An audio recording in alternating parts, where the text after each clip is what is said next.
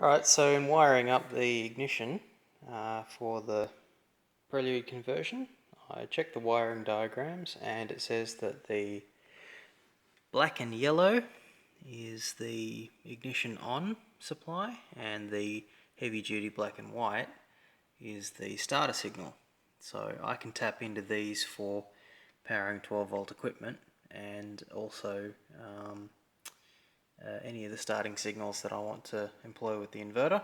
So to test it, to be doubly sure, put a light bulb on one, light bulb on the other, grounded both of them.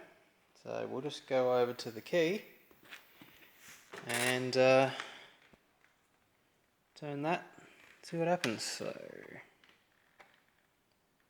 that's the ignition, well, the power is on, and if we turn the starter, you can also hear the retractable antenna going up and down. So I think we found our power supplies.